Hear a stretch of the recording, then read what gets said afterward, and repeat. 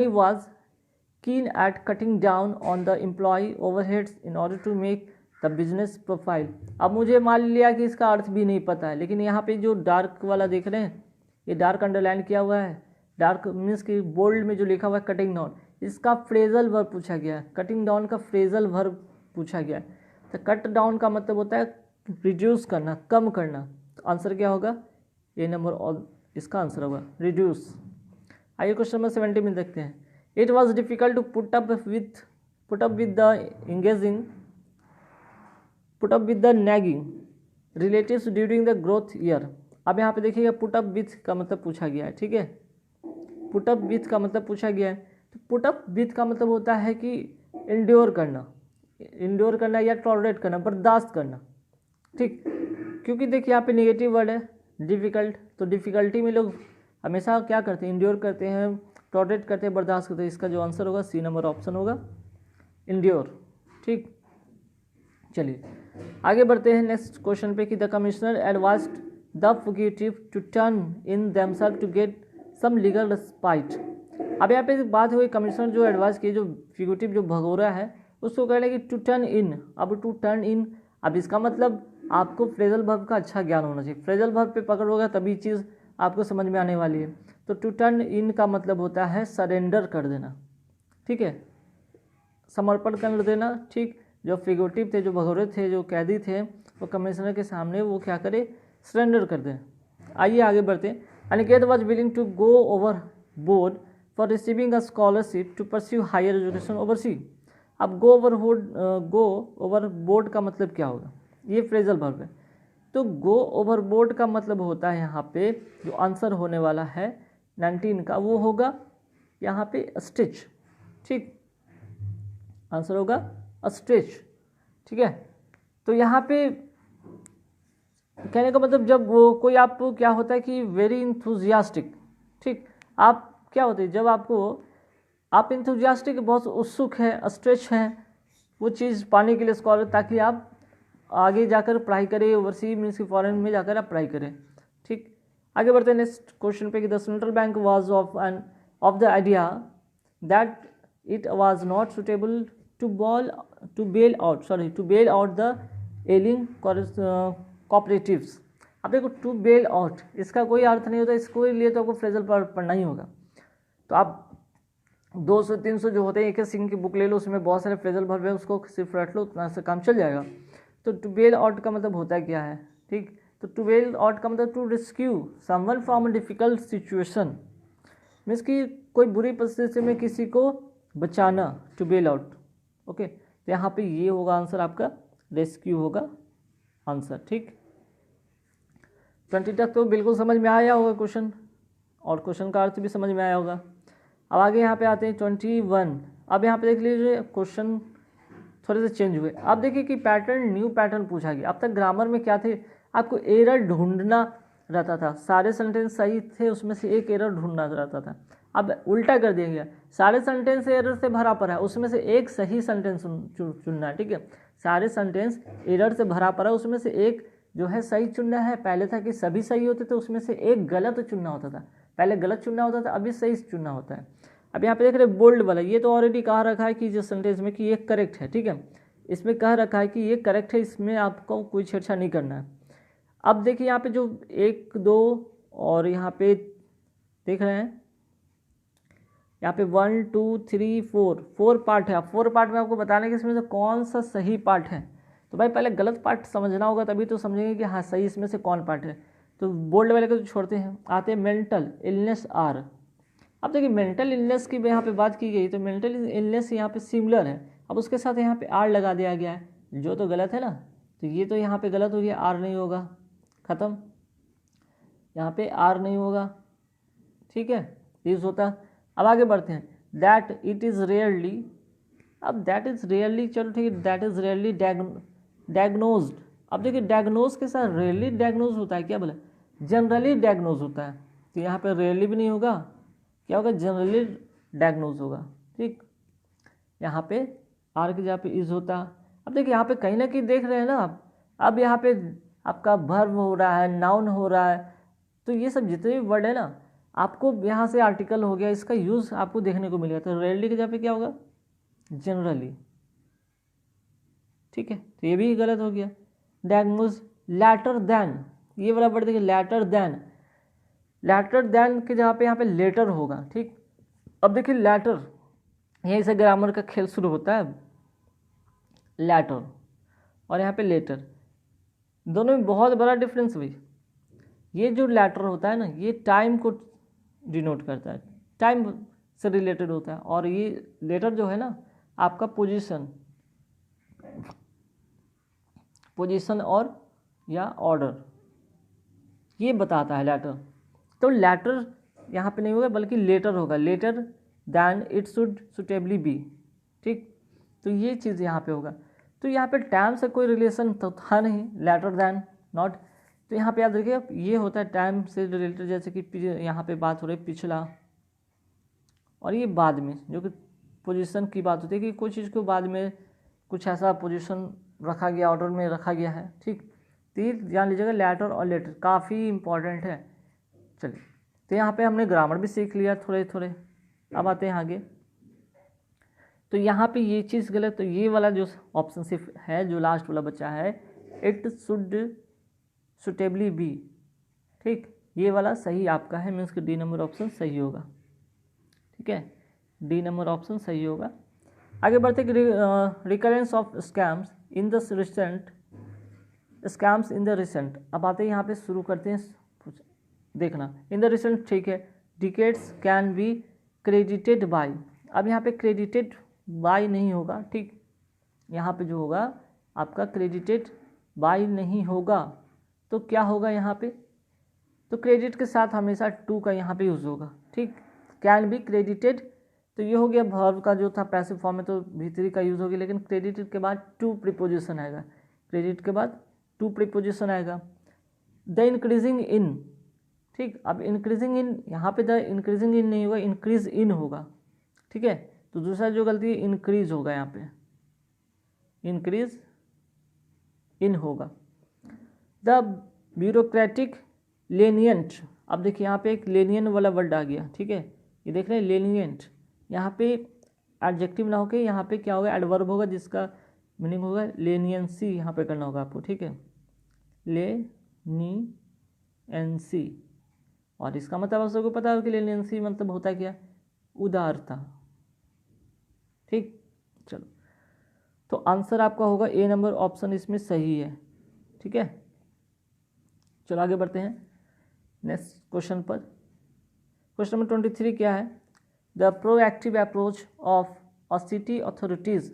अब यहाँ पे सिटी अथॉरिटीज़ की बात की, यहाँ पे तो ए नहीं होगा, ए सिटी अथॉरिटीज़। अब यहाँ पे देख लीजिए प्लूरल तो ऑलरेडी बना हुआ था, ए तो सिंगुलर कभी होगा नहीं, तो ये तो ऐसे कट गया, यहाँ पे द होगा। और पूरे अथॉरिटीज़ की बात की गई है, हैव लेड टू रिडक्शन। अब यहाँ पे द प्रोएक्टिव अप्रोच, ये तो सिंगुलर है भाई, ये तो सिंगुलर है, तो यहाँ पे ये हैव प्लूरल कैसे हो जाएगा, यहाँ पे हैव नहीं होगा बल्कि हैज होगा। ठीक है, led to the reduction with unwanted federal expenses in tax collection.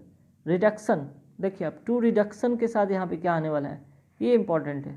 ठीक, रिडक्शन के साथ यहाँ पे क्या आने वाला है, ये इंपॉर्टेंट है कि रिडक्शन विथ होगा कि रिडक्शन बाई होगा कि टू होगा।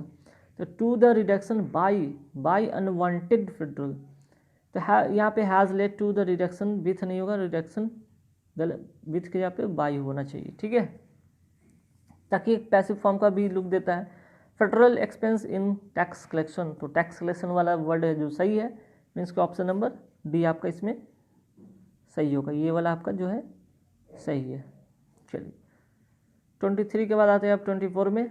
देख रहे हो काफ़ी यहाँ पे सिर्फ और सिर्फ आपको आर्टिकल, प्रीपोजिशन, वर्ब, मीन्स कि इन्हीं सब वर्ड का यूज़ ज़्यादातर यहाँ पे मिस्टेक किया गया। तो अगर आपकी इन सब चीज़ पे कमांड अच्छी है तो आपका बिल्कुल इंग्लिश क्लियर हो जाएगा। कोशिश यही कीजिएगा अगर आपको आर्टिकल कहीं दिख जाए, वर्ब कहीं दिख जाए, ना भी समझ में तो उसी को क्लिक कर देना, वही होगा कहीं ना कहीं गलती, वही ना वही एरर होता है। तो आई होप कि उसमें से कुछ सही मीन्स कि कुछ गलत भी हो जाए, कुछ सही भी हो जाएंगे, लेकिन अगर आप पढ़े हुए होंगे तो आपकी श्योरिटी होगी, उस पर ज़्यादा क्लिक कर पाओगे श्योर होकर। ठीक, आप बताइए 24 पे, it has always been difficult with the political machinery to messing with the judiciary because of conflicts of interest. पढ़ने में तो बड़ा आसान लगा लेकिन मिस्टेक है। It has always been difficult, यहाँ पे 24 में आते हैं तो डिफ़िकल्ट विथ नहीं, वो difficult for the political, with the political, किसी चीज़ से जुड़ाव का वो विथ होता है, किसी चीज़ से लगा हुआ है। यहाँ पे पॉलिटिकल के लिए हो रहा है, के लिए का वर्ड आ रहा है, यहाँ पे विथ नहीं होगा बल्कि क्या होगा, फॉर होगा। आगे बढ़ते हैं। मशीनरी टू मेसिंग विथ, अब देख लो टू यहाँ पे 2 + V1 होता है, 2 + V1 होता है, तो मेसिंग नहीं होगा बल्कि क्या होगा, मेस होगा। तो ये गलती हो गया। The judiciary because of the conflicts of interest, अब यहाँ पे कन्फ्लिक्ट ऑफ इंटरेस्ट एक जो है फ्रेजल वर्ब है, यहाँ पे इसको कन्फ्लिक्ट ऑफ इंटरेस्ट होगा, ठीक है, कन्फ्लिक्ट्स ऑफ इंटरेस्ट। तो ये सारे पार्ट में हुए गलत, तो 24 में जो होगा आंसर आपका होगा C number, the judiciary because, ये वाला सही ऑप्शन सी। आगे बढ़ते हैं। 25 पे आते हैं। My driver revved the engine hard in an attempt to increasing, अब देखो फिर 2+, जैसे यहाँ पे 2+ V1 आना था, 2+ V1 आना था, इसी तरह यहाँ भी क्या होगा, 2+ V1 होगा, तो यहाँ पे इंक्रीजिंग ना होकर क्या होगा, इंक्रीज होगा, ठीक है। द अवेलेबल पावर ओवर नहीं, पावर ओवर यहाँ पे नहीं होगा बल्कि क्या होगा, यहाँ पे पावर 2 होगा, ठीक है। ओवर के जहाँ पे काटेंगे यहाँ पे 2 लिखेंगे, क्योंकि टू द इंजन, पावर जो सप्लाई हो रहा है टू द इंजन की ओर हो रहा है, ओवर उसके ऊपर थोड़ी ना हो रहा है, या उसके से हटकर थोड़ी ना हो रहा है। Outfall due to the favourable weather, अब देखो यहाँ पे फेल्ड भी हो गया, निगेटिव हो गया, फेल्ड हो गया, और यहाँ पे फेवरेबल वेदर। अब भला ये अपने आप में कहाँ से सही है, ठीक, ये अपने आप में कहाँ से सही है। तो यहाँ पे जो देखने वाली बात है, थोड़ा सा मैं इसको क्लियर कर देता हूँ ताकि फिर से चीज़ें समझने में आपको लिए आसानी हो जाएगी। हाँ, तो ये देख लेना, यहाँ तक तो पावर ओवर तक तो समझ में आएगी, तो यहाँ पे 2 होता, यहाँ पे इंक्रीज होता, the engine but failed due to favourable weather. अब कभी कोई चीज़ फेल होता है, यहाँ पे देखिए फेल होता है तो वो फेवरेबल कंडीशन तो ही ना होता, अनफेवरेबल होगा, तो यहाँ पे ये मिस्टेक हुआ, यहाँ पे ये मिस्टेक हुआ, यहाँ पे ये 3 मिस्टेक हो गया, तो यहाँ पे सी नंबर ऑप्शन सही होगा, और अनफेवरेबल होगा, यहाँ पे अनफेवरेबल होगा, नोट कर लीजिएगा, ठीक है। चलिए, आई होप कि इतना समझ में आ गया होगा आप लोग को। थोड़ा इसको लार्ज कर देता हूँ ताकि और डिस्प्ले क्लियर दिखे। अब देखिए यार, क्वेश्चन नंबर 26 पे आते हैं।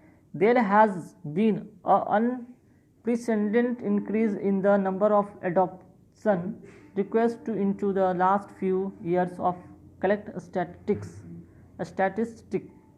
ठीक। अब यहाँ पे गलती क्या है 26 में, तो गलती ये है, सबसे पहले तो हमको ये दिख गया अनप्रेसिडेंटेड। अब वॉवेल साउंड से अ से शुरू हो रहा है, ये वॉवेल साउंड से अ से शुरू हो रहा है उच्चारण में, तो आर्टिकल सबसे पहले ये होना चाहिए आपको, ए नहीं बल्कि यहाँ पे क्या होना चाहिए, ए नहीं होगा बल्कि एन होगा, पहला एरर, ठीक है। आगे बढ़ते हैं। द नंबर ऑफ एडॉप्टेशन तो सही है, ठीक। रिक्वेस्ट इनटू द लास्ट, अब देखिए इनटू का यूज़ मैंने कल भी सिखाया था, कल वाले वीडियो में आपके लिए लेकर आया था इनटू वाला वर्ड, ठीक है, इनटू वाला वर्ड। तो रिक्वेस्ट के साथ कभी इनटू नहीं होता, इनटू कोई फोर्स जो होता है उसमें होता है, अप्लाई होता है, या चेंज ऑफ स्टेट होता है, या का के संबंध में होता है, तो रिक्वेस्ट नहीं होगा, रिक्वेस्ट इन होगा यहाँ पे, ठीक है। प्रीपोजिशन इनटू नहीं होगा, इन होगा। In the last few years of collect statistics, यहाँ पे few years of collected statistics होगा, ठीक है, कलेक्टर नहीं होता, कलेक्टेड, तो यहाँ पे ये वाला गलती होगा, यहाँ पे कलेक्टेड होगा, ठीक। अब आते हैं आगे। The incumbent Greek government is willing to make most sacrifice than लग गया भाई, पहली एक चीज़ दिख गया, दैन है, यहाँ पे मोस्ट सेक्रीफाइस दैन तो होता नहीं, मोर सेक्रीफाइस दैन होता है, कंपैरिजन की बात हो रही है, यहाँ पे तो मोर होगा, पहला गलती आपको दिख गया। अच्छा, इसमें आपको आंसर नहीं मैं बताया था, 26 का बी नंबर आंसर होगा, ठीक है, बी होगा आंसर। चलो, यहाँ पे मोस्ट नहीं होगा, मोर होगा, मैं फिर से लिख देता हूँ, इसका तो आंसर होगा आपका कौन सा था भाई, बी, और इसमें मोर होगा। चलो, देन देयर प्रीसीडर्स इन, यहाँ तक तो बात सही लग रहा है। Then their preceders in order to impress financial. अब देखो भाई यहाँ पे एक चीज़ यहाँ पे देखना, ये क्या हो गया भाई, इम्प्रेस फिनेंशियल। फिनेंशियल को भला कोई इम्प्रेस करता है? नहीं नहीं, इम्प्रेस नहीं करता है, इम्प्रूव करता है। ये वाला गलत है, इम्प्रेस नहीं होगा बल्कि क्या होगा, इम्प्रूव होगा। ठीक, इम्प्रेस नहीं होगा बल्कि क्या होगा, इम्प्रूव होगा, ध्यान रखिएगा। Situation in the trouble economics. अब देखिए इकोनॉमिक्स, ट्रबल इकोनॉमिक्स नहीं होगा, यहाँ पे इकोनॉमी होगा। ट्रबल इकोनॉमी, इकोनॉमी की अर्थव्यवस्था में यहाँ पे बात की गई, अर्थव्यवस्था जो ट्रबल इकोनॉमी है उसमें, यहाँ पे तो इकोनॉमिक्स नहीं होगा बल्कि इकोनॉमी होगा। इस बात का ध्यान रखिएगा कि जब आप प्रैक्टिस करते हो, अगर आप इंटरव्यू पढ़ते हो तो वहाँ पे कुछ टर्म ऐसे आते हैं जहाँ पे आपको रिलेट करना खुद भी आ जाएगा, और उसके साथ ये स्टैटिक वर्ड बैठेगा, ये खुद भी समझ में आएगा। तो ये चीज़ कुछ होता है, कॉमन सेंस के आधार पर भी आप इसको यूज़ कर सकते हो। चलो ये तो हो गया। तो अच्छा, इसका आंसर बताना बोलिएगा क्या, मैं फिर से 27 का बी होगा इसका आंसर, बी सही है। अब आइए 28 पे, removing the entrance for the street from the street was being always consideration. अब यहाँ पे ये सबसे पहले यहाँ पे एक चीज़ चेक करेंगे 28 में कि यहाँ पे क्या गलत है। द स्ट्रीट बीइंग ऑलवेज, तो यहाँ पे वाज नहीं होगा भाई, ठीक है, यहाँ पे पहला मिस्टेक वाज नहीं होगा। Street being always consideration pre requisite. अब देखिए यहाँ पे अगर removing the trash from the street being, यहाँ पे वाज होने का मतलब नहीं बन रहा था, कोई स्टेटमेंट नहीं होता। अगर वाज होता तो यहाँ पे पैसिव फॉर्म लेकर आता, जो कि पैसिव फॉर्म है नहीं। तो कंसिडरेशन और प्री रिक्विसाइट तक तो यहाँ पे चीज़ें समझ में आ रही थी, लेकिन यहाँ पे एक चीज़ तो वाज गलती होगी। दूसरा जो होगा यहाँ पे कंसिडर्ड या कंसिडरेशन है, यहाँ पे आपको वर्ब, ये नाउन है, ठीक है, ये आपका नाउन है, यहाँ पे आपको वर्ब लेकर आना होगा, तो कंसीडर्ड होगा, कंसीडर्ड, आप यहाँ पे कंसीडर्ड कर लो, ठीक है। तो स्ट्रीट बीइंग ऑलवेज कंसीडर्ड और प्री रिक्विसाइट, कंसिडरेशन नाउन होता है, यहाँ पे आपको वर्ब का यूज़ करना होता है। और pre requisite for the improvement the overall, तो यहाँ पे देखिए इम्प्रूवमेंट नहीं होगा फॉर। अब यहाँ पे याद रखिएगा कुछ प्रीपोजिशन के बाद, प्रीपोजिशन के बाद आपको आईएनजी लगाना होता है। प्रीपोजिशन के बाद क्या आता है, आईएनजी आता है, ठीक है। जैसे यहाँ पे देख लीजिए, तो फॉर यहाँ पे प्रीपोजिशन, तो यहाँ पे इम्प्रूवमेंट नहीं होगा, इम्प्रूविंग होगा। एक बात नोटिस कर लीजिएगा, जब भी कोई प्रीपोजिशन है उसके बाद हम क्या यूज़ करते हैं, वर्ब का फोर्थ फॉर्म यूज़ करते हैं, the overall ambience of the city. तो आई होप कि 28 का जो होगा आंसर लास्ट वाला होगा, डी नंबर ऑप्शन। तो देख लेगा कितना हम लोग ग्रामर सीख रहे हैं, कहीं ना कहीं सारा जो होता है इंग्लिश बेस्ड ही ग्रामर फॉर्म पे। 80% आपका ग्रामर होता है, बाकी 20% वोकैब होगा, और आपके जो है कि समझ, आपकी पावर, समझने की पावर, आपकी कंसिडरेशन उस पर क्या है, अंडरस्टैंडिंग क्या है, इस पर डिपेंड करता है। ओके चलिए अब आते हैं 29 पे। 29 में क्या है कि referring to the attention receive for the pilot project the district collector commemoration the social workers involve in the execution of an crucial plan. अब इसमें गलती कहाँ कहाँ है, अब देखते हैं 29 में। तो 29 में जो होगा यहाँ पे सबसे पहले रिसीव्ड बाय द पायलट, चूँकि आप देख लीजिए यहाँ पे पैसिव फॉर्म का यूज़ किया गया, referring to the attention received by the pilot, एक गलती। Project the district collector commemoration, ठीक है, तो यहाँ पे अब by the pilot the district collector commemoration, तो नाउन तो यहाँ होने वाला है नहीं, ठीक है, यहाँ पे नाउन होना नहीं है। यहाँ पे commemorated the social workers, district collector commemorated, यहाँ पे ये गलती होगा, आपको ईडी लगाना होगा, इसको नाउन हटाकर इसको वर्ब बनाना होगा। The social workers involve in, okay सही, यहाँ पे the execution of an crucial plan. तो यहाँ तक तो एक चीज़ बात समझ में आ गई। अब भाई यहाँ पे एन क्यों लगा दिया गया, क्रूशियल सी से स्टार्ट है, वैसे भी कैपिटल अगर हम लेटर की बात करते हैं तो हमें वॉवल में को जो भी वॉवल साउंड होता है या फिर कॉन्सोनेंट साउंड होता है, यहाँ पे क्रूसियस जो है क का मीन्स कि क जो कि कॉन्सोनेंट साउंड है, कॉन्सोनेंट साउंड के पहले तो एन का यूज़ होता नहीं है, यहाँ पे ए होगा सही। ठीक है, तो फाइनली आपका जो आंसर होगा ये वाला ऑप्शन सही होगा, सोशल वर्कर वाला, मीन कि सी आपका सही होगा।